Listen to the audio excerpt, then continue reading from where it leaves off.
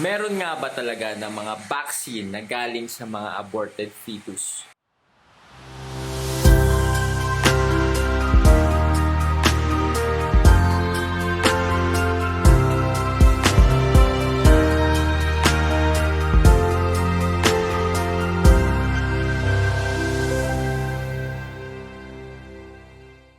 Hello mga ka-faith, my name is Adrian, Milag, and welcome again to my vlog. At kung first time mo dito sa aking YouTube channel, make sure na mag-subscribe ka at click mo yung notification bell button sa baba ng video na to para lagi kang updated sa mga bagong vlog na gagawin ko.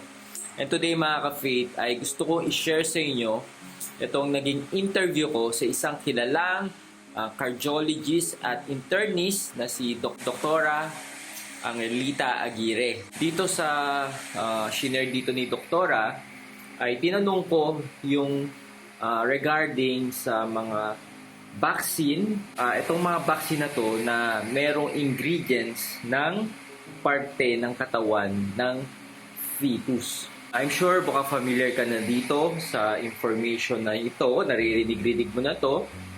And ako, personally, 11 years ago, nung narinig ko tong information na to regarding sa mga vaccine na to, talagang eye-opener to sa akin. Hindi ko talaga to nakalimutan. And until now, kaya I'm so blessed and nagkaroon ako ng chance na ma-interview ko yung si Dr. Aguirre at i-share na sa atin yung information regarding sa mga vaccine na ito. And mga ka-faith, at yung recent vaccine ngayon, yung controversial na vaccine ng COVID-19. Panoodin nyo ito mga ka-faith and make sure na i-share po natin to sa ating mga friends and relatives. Okay, so thank you and God bless. Last question, Doc. Last question bago kita pakawalan.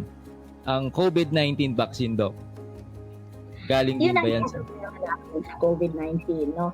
Alam naman yan at kasi nga nagsalita din ng Holy Father.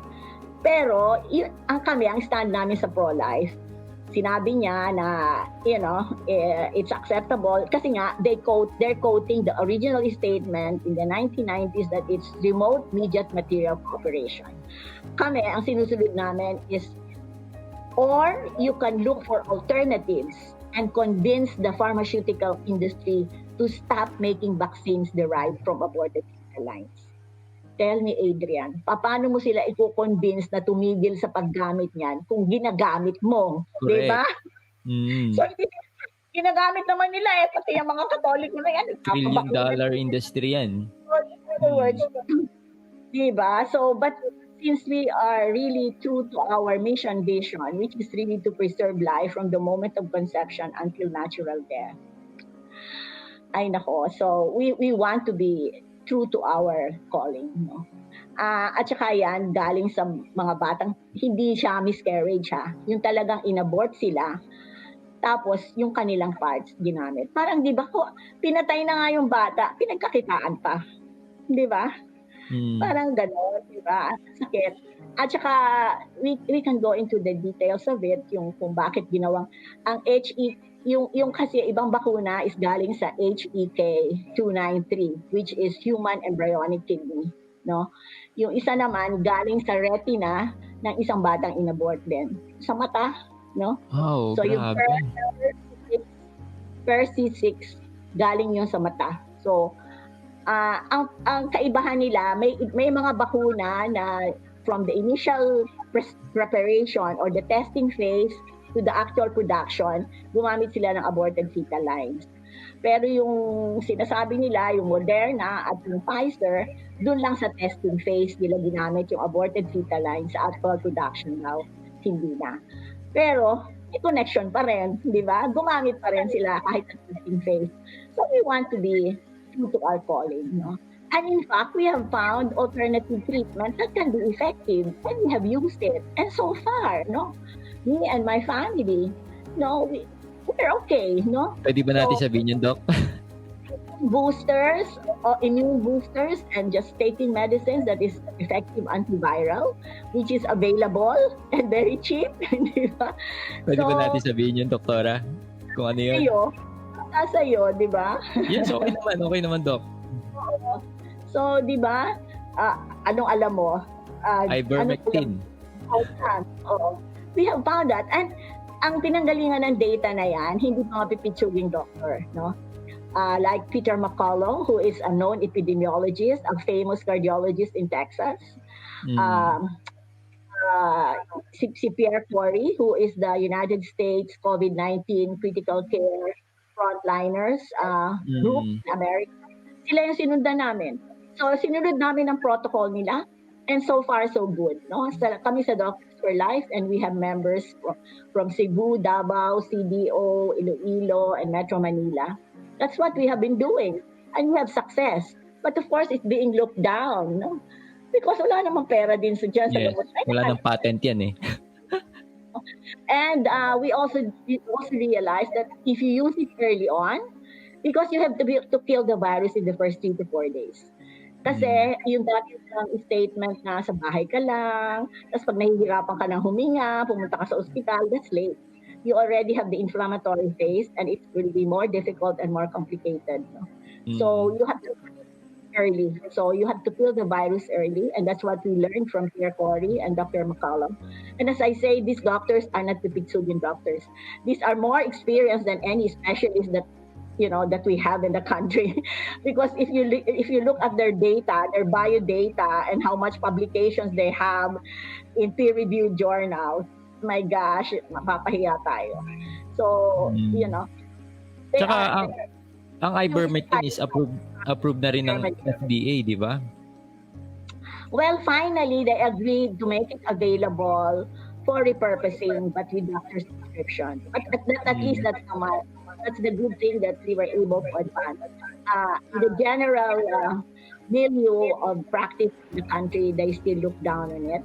But it's okay. It's just respect what they have if they like to do it. As I say, like recently, and a number of conferences that we have already had, they have shown already the adverse effects of the vaccine.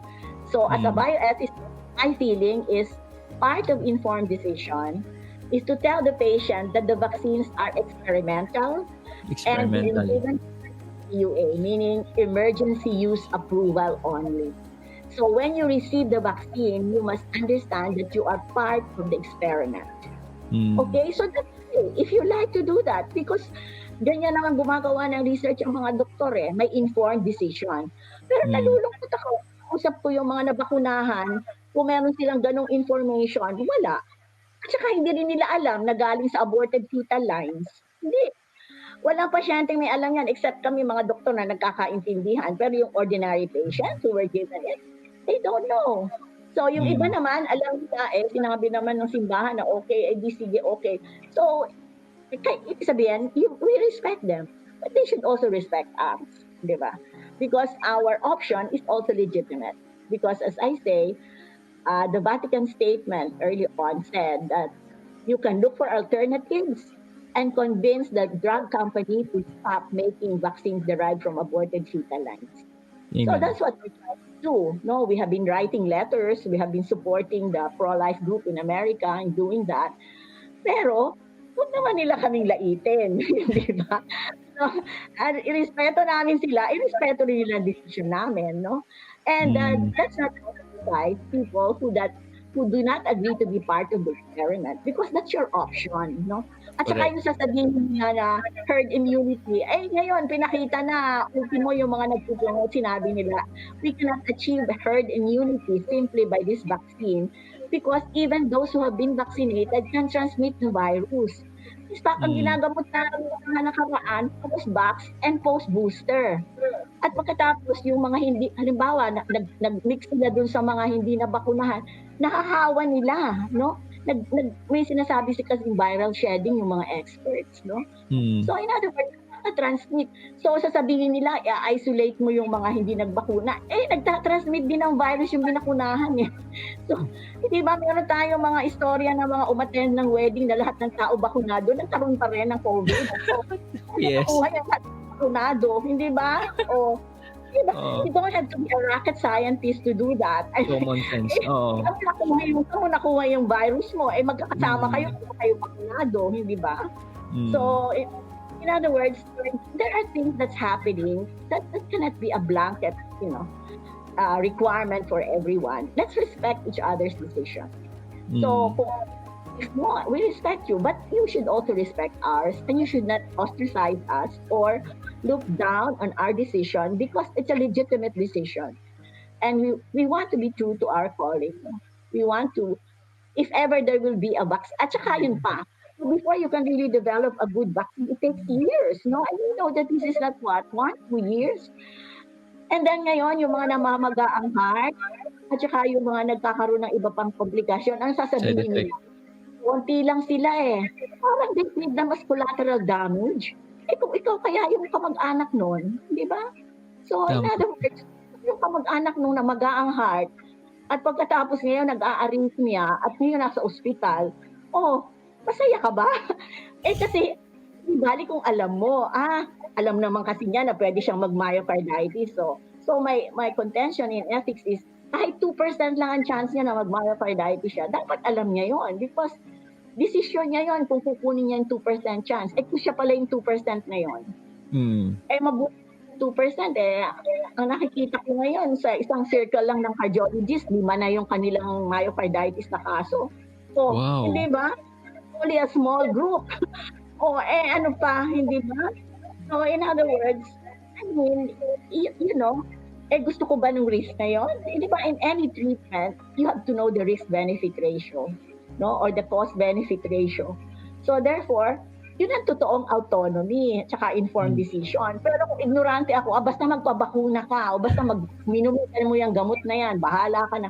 Hindi ba? I mean, ngayon ang pasyente nagtatanong, ano ho ba ang mahihita ako sa gamot na ito? Ano ho ba ang mangyayari sa akin? Para saan ho ba to? Nung old school, ng mga panahon ng professor namin, hindi ka pwede magtanong.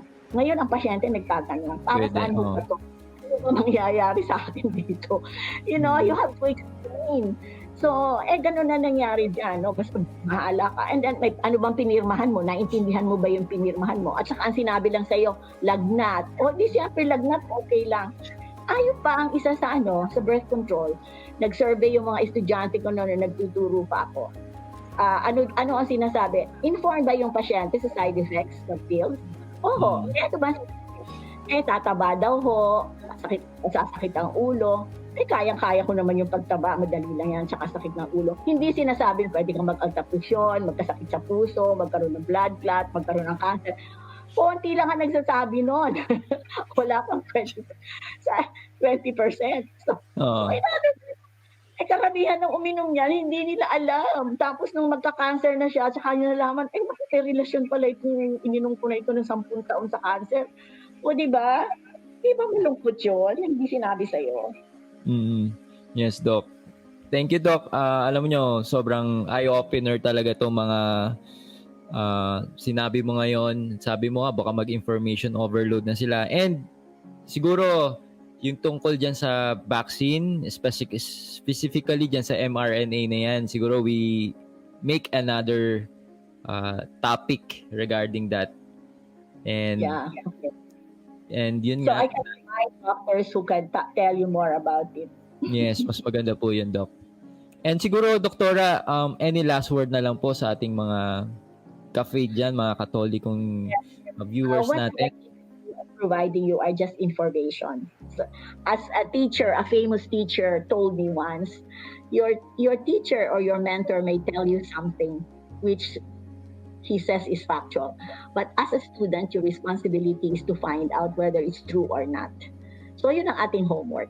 Kung ano man ang marinig natin, kahit sa pagboto, kahit saan, huwag tayo basta maniwala. No? Kasi ang sabi nga ng ibang tao, ang Pilipino mabait at saka makakalimutin. At hindi na So dapat hindi tayo makalimutin at hindi tayo mahiyang magtanong.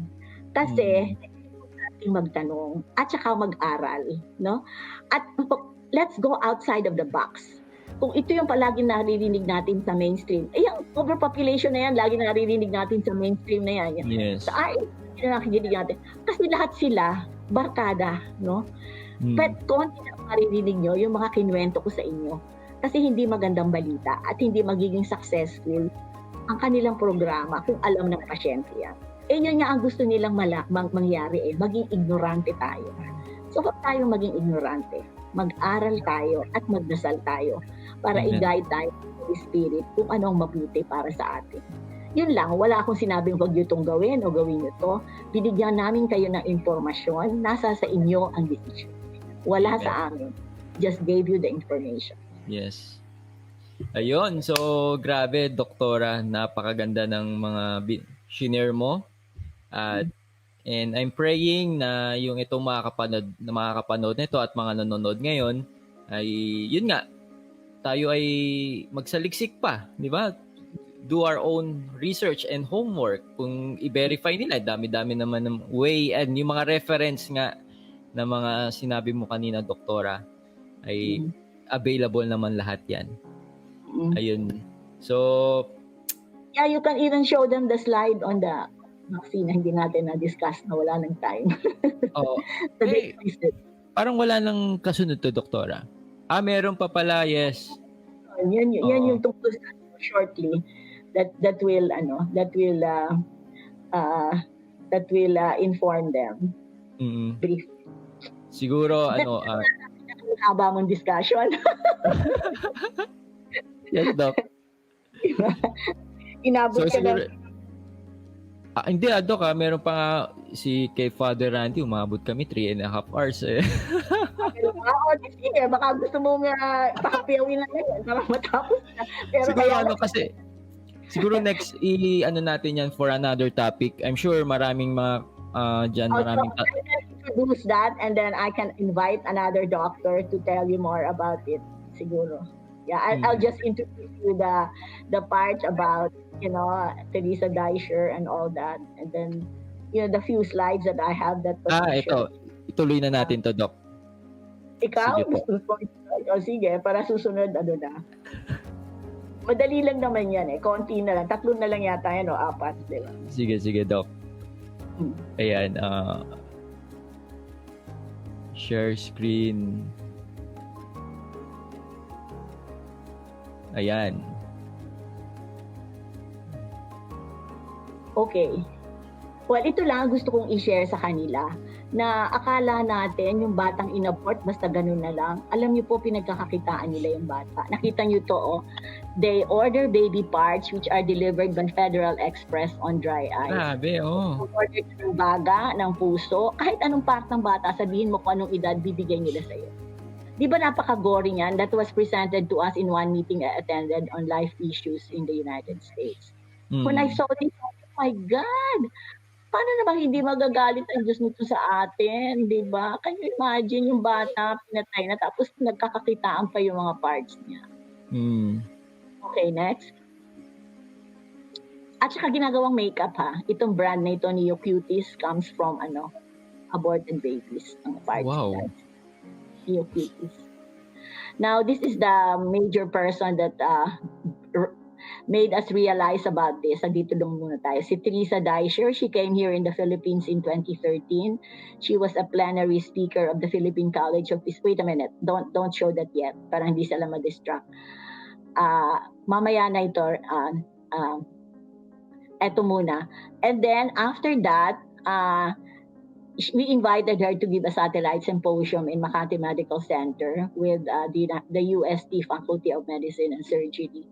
And so, doon siya na pinakita sa amin yung tungkol sa vaccines. You can press on. So, go ahead. So, she told us about chickenpox and hepatitis A and the rubella MMR, the measles, mumps, and rubella vaccine.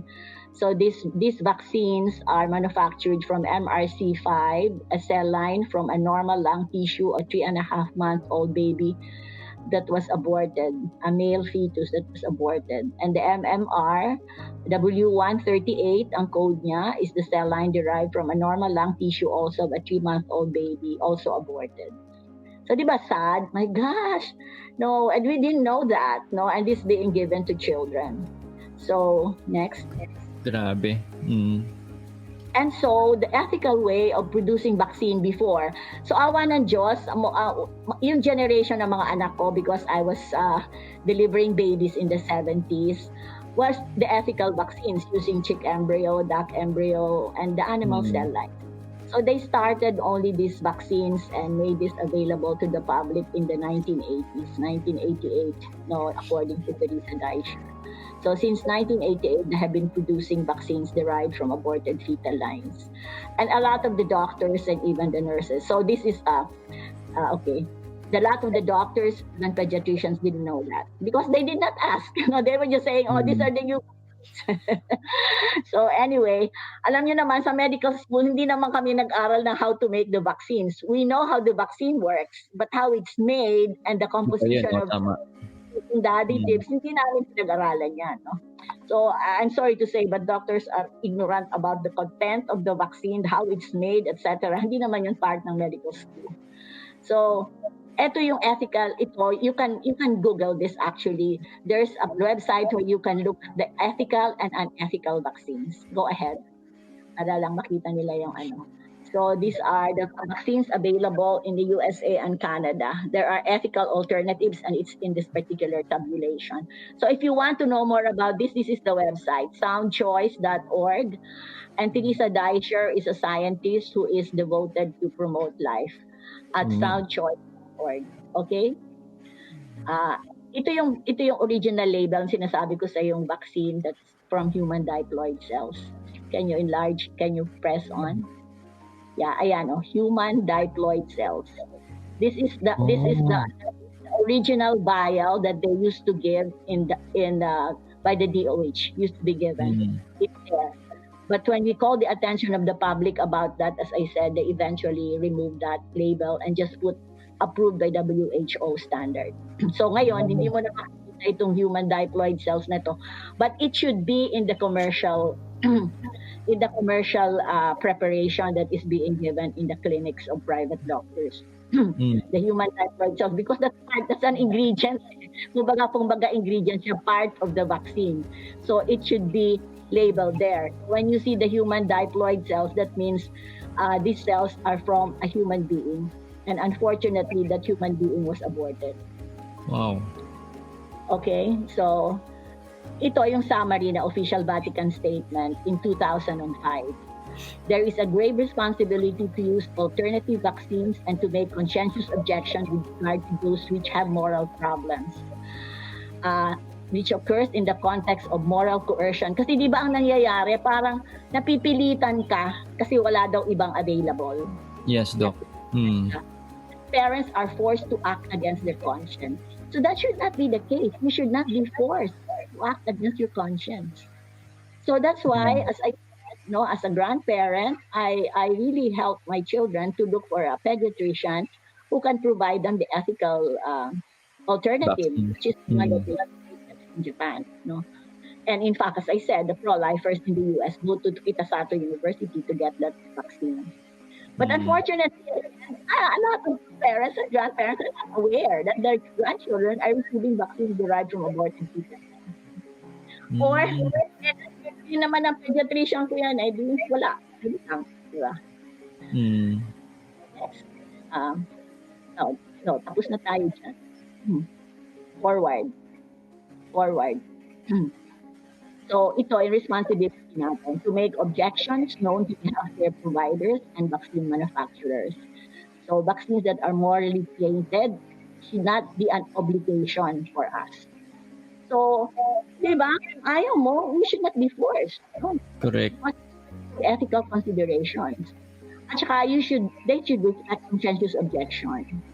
We call it tainted because they are not, clean. They are tainted a human being. Been killed. Tama, Doc. And then, so what are we expected to do in that exhortation? It's not the doctors, but the fathers. No, kasi mga tatay sila ang ating guardians, di ba, like Saint Joseph. So in other words, in America, there are groups that are strongly lobbying for this, no? And that's why, ngayon, alam mo, Adrian, ang strategy ng kalaban natin is to isolate, stereotype, vilify, and then criminalize. I learned that in one. That's what they're doing. First, they will isolate you, ay, mga anti-vax yung mga yan. And then, they will type you, and then they will vilify you and insult you, which is also what they're doing. And finally, they will criticize you. That's how they did it with the abortion issue. That's how they did it with euthanasia. That's how they did it with other, other issues like same-sex union. All of those, no? Nile-label ka nila at ibibilify ka nila, tapos gagawin kang kriminal. When you are only standing by your faith, which is wrong, di ba? I respect you, but you respect me. Ang nangyayari, sila lang i-respeto mo at gagawin ka pa nilang kriminal dahil gusto mo sundin yung kalooban mo o yung faith mo. Di ba? Tama. Sabihin nila, you're imposing your faith on me. Eh, what are you doing? You're also imposing your belief system on me because you're forcing me Yes. to Correct. yan?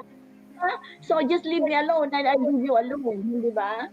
So that's our problem. Ang nakikita lang, tayo pa ang oppressor. Eh samantalang tayo ino-oppress. Tayong ginigipit. So, he should oppose by all means in writing, and this is what we have been trying to do. So we cannot be vacillating because of this COVID. We cannot vacillate. We have been doing this for the last 10 years or more. No? We have been doing this since the early 2000s. So therefore, we cannot be vacillating. We have to be consistent. Okay? So, ayan, this is the list of the vaccines that is now being used, the Astra, the J&J, the mRNA from Pfizer and Moderna. And you can see here that that's the cell lines for production, the cell lines for testing, no? So you can see here that they are using PERC6, no? PERC6, this is the one that comes from the eyes of a baby. And HPK 298 is from the kidneys of another aborted baby. I can show you the next slide. So, cell lines are immortalized mammalian cells that can be cultured for a time of weeks to months without deterioration, and some of them being propagated for many decades, which is what they have done with PERC6 and HEK, and the W138 and MRC6 that they've been using for MMR and other things. So these are the ones that they are now using for the COVID vaccines. No? PERC6 cell line derived from human embryonic retinal cells from an elective abortion in the Netherlands. And this is not in the 70s. This was in 1985. No? And the HEK 293. HEK is human embryonic kidney. 293 is the number of experiments that they had to do before they Dami. Pesos lang nilang ginawa, 293 times nilang experiment yan. Kaya 293. It says here of Fred Graham from Netherlands, it was his 293rd experiment. Wow. It was from the healthy female. Okay, healthy female fetus aborted in 73. So this is an older one. The HEK 290 is an older one. The PERC6 is 1985. Immortalized na. So, but then how it's harvested and all, they have also documentaries on that. So that is what saddens us. So that's the end of this short presentation. Grabe. So, siguro next session, i-discuss more natin to, Doktora, especially yung current. Another speaker for you who can help because, I'm not a vaccinologist. I don't give vaccines. So, and for those who have more experience, maybe a virologist, and somebody who has more experience on this. Sure po, Doktora. So, just thank you so much po, Doktora, for your time and for your wonderful presentation at yung effort na ginagawa mo at yung advocacy na patuloy mong ginagawa since 2011 nung una kitang makilala nun hanggang until now ay nandyan pa rin kayo mga Doctors for Life na patuloy na lumalaban sa especially pinaglalaban nyo ang buhay, Doktora. Yes, as the Lord, as Mother Teresa of Calcutta and Mother Angelica of PWTN always remind us, God will not ask you if you were successful. What He will ask is, were you faithful? Amen. Diba? Amen. Ayan, so thanks daw po sabi ni Brother Mark. Alright. Siya may kagagawa. Yes, oo nga. Brother Mark talaga ang nag-contact sa inyo para ma-reveal nyo at ma-share sa aming mga ka-faith itong napaka-vital at importanteng information na hindi sinasabi sa atin ng mass media, ng government, di ba? Or wala, hindi mo mababasa yan sa ano. Pero nandiyan kayo para pakita sa atin ang katotohanan. Ano nyo na yung desisyon. Wala naman sa amin yan. We just informed you. Yun lang naman na Yes. importante yung decision making mo is informed. Kaya pala, lagi nilang pinalaki yung autonomy, informed decision, freedom of choice, no? Yun nga eh. Alam mo ba, meron din silang law na gustong i-file sa Amerika yung Freedom, Fair Labeling and Informed Choice Act na hindi rin makapasa-pasa. Freedom of choice. Eh dito sa atin, meron na tayong, ano ba yun, yung being transparent. Eh, hindi naman sila transparent, di ba?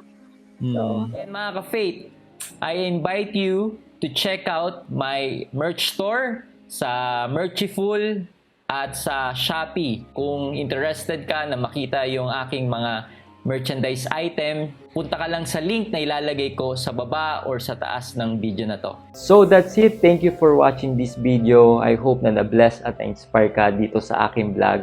Make sure na i-like mo at mag-comment ka sa baba ng video na to at mag-subscribe ka sa aking YouTube channel para lagi kang updated sa mga bagong vlog na gagawin ko. At huwag mo din kakalimutan na i-like ang aking page. So this been Adrian Milag, encouraging you to live your life to the fullest. God bless you more abundantly.